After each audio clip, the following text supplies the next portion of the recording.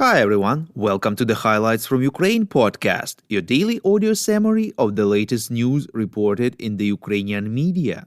Please be aware that due to the new year, there will be no podcast episode tomorrow and we will be back on 2nd of January. Happy New Year everyone! My name is Artem and here is the news. For 310 days, Ukraine stands strong against the forces of the Russian invasion.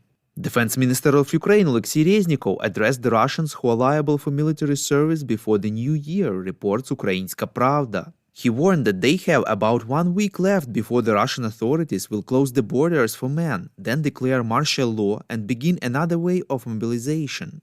The borders will also be closed in Belarus. Head of the main intelligence agency Kirill Budanov confirmed this information, saying that a new wave of mobilization in Russia will start from January 5th, reports BBC. He stressed that Russian forces suffer significant losses and lack manpower. According to Budanov, the quality of the new mobilized in terms of military training remains low. There are no changes in this. Quote, the only change is the adaptation of the Russian military commissariat system to this process. The new wave can pass easier, more organized, unquote, Budanov said. The Cabinet of Ministers of Ukraine held its last meeting in 2022, reports Interfax Ukraine. Prime Minister of Ukraine Denis Shmyhal said that February 24, 2022 will forever go down in history as a turning point for Ukraine and the world. This day was the beginning of the end of the Russian under-empire. Russia lost strategically at the moment when it decided that it could conquer the Ukrainians and destroy their statehood. The Prime Minister thanked the military, energy workers, rescuers, public servants, doctors and all the brave Ukrainians who here and now continue to fight, work, help the armed forces and their country. Denis Shmyhal expressed the belief that 2023 will go down in the history of Ukraine as a year of great victory and peace. The Prime Minister called it a strategic task for Ukraine to meet the criteria for joining the European Union by the end of 2024. He also informed that since February 24th, Ukraine has attracted more than $31 billion from international partners. The Prime Minister added that despite the war, the state managed to pay pensions and salaries without delays. According to Shmyhal, 28,000 Ukrainian enterprises have been involved in the implementation of mobilization tasks. More than 700 enterprises have been relocated and this has saved thousands of jobs. US President Joe Biden signed a $1.7 trillion federal spending bill that includes support for Ukraine, reports European Pravda. The broad package includes roughly $45 billion in emergency aid for Ukraine and NATO allies.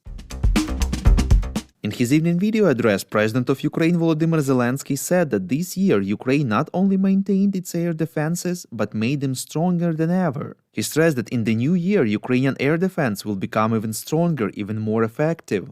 Ukrainian air defense can become the most powerful in Europe, and this will be a guarantee of security not only for Ukraine but also for the entire continent, stressed Zelensky.